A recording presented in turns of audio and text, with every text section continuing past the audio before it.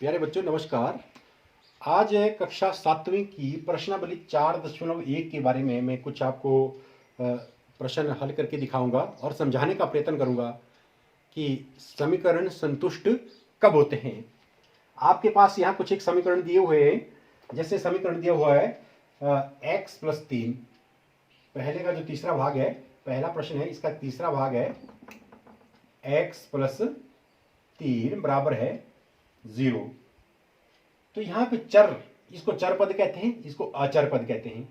चर मतलब जिसका मान बदलता रहता है समय समय पर, ये कोई भी वास्तविक संख्या हो सकती है। तो यहाँ x का मान दिया हुआ है -3। चर पद का जो मान है वो -3 दिया है और कहता है कि क्या ये इस समीकरण को संतुष्ट करता है।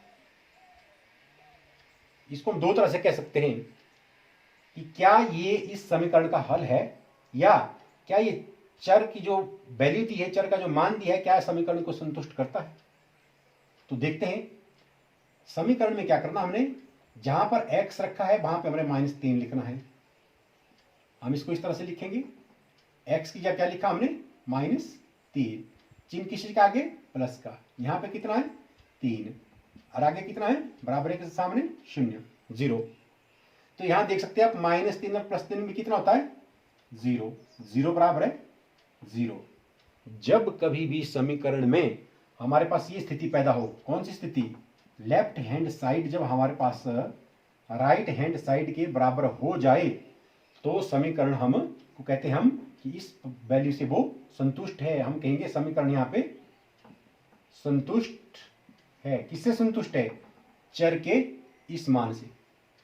चर की जो ये वैल्यू दी है x बराबर -3, इस वैल्यू से समीकरण संतुष्ट है। या हम ये कह सकते हैं कि x बराबर है -3 समीकरण x + 3 का एक हल है, जो अब आगे की क्लास में पढ़ेंगे। तो इसी में हम एक और प्रश्न अभी हल करते हैं।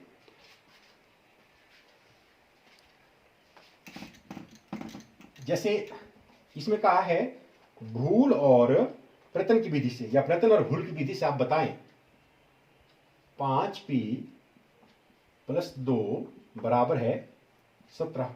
ये सवाल नंबर 3 है, इसका पहला भाग है। कहता प्रयत्न करें और भूल की, प्रयत्न और भूल की विधि से आप बताएं कि p का क्या मान रखा जाए कि समीकरण संतुष्ट हो जाए। आप सोचिए कि p की जगह क्या रखा जाए कि आंसर हमारा 17 आ जाए।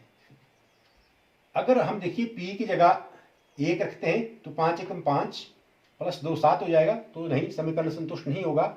2 रखेंगे 10 + 2 12 हो जाएगा, नहीं हो जाएगा। 3 रखेंगे 5 5 × 3 15 15 + 2 17। यस, यदि हम लिखेंगे यदि p बराबर है 3 हो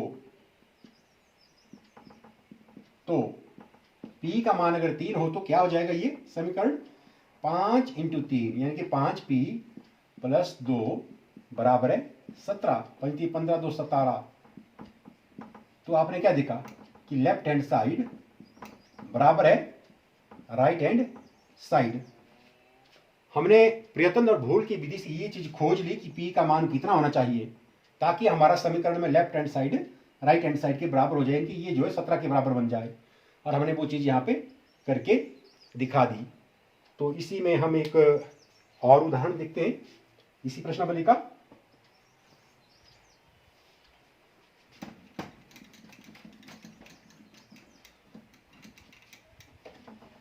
आपके पास सवाल में लिखा है कि सवाल नंबर 2 है,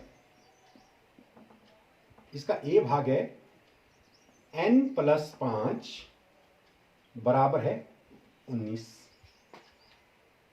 यदि n बराबर है 1 है तो जांच कीजिए कि क्या ये n बराबर है 1 इस समीकरण का हल है। हमें इन्होंने कहा है कि जांच करें कि अगर n की जगह हम 1 रख दें, यानी कि n का मान अगर 1 रख दें तो क्या ये इस समीकरण का हल है। मैंने पहले भी बताया था कि अगर इस मान को समीकरण में रखने पर समीकरण की left hand side right hand side के बराबर आ जाए। क्या कहा मैंने कि अगर इस मान को यहां पे रखने पर, समीकरण में रखने पर left hand side right hand side के बराबर आए तो हम ये कहेंगे कि हाँ n बराबर 1 जो है समीकरण का हल है। अगर n की वैल्यू यहां पर रखने से left hand side right hand side के बराबर नहीं आती है तो n बराबर 1 समीकरण का हल नहीं है। चलो हम देखते हैं n का मान यहां रखने पर तो क्या हो जाएगा, n बराबर है 1 समीकरण, आप लिख सकते हैं इस तरह, समीकरण में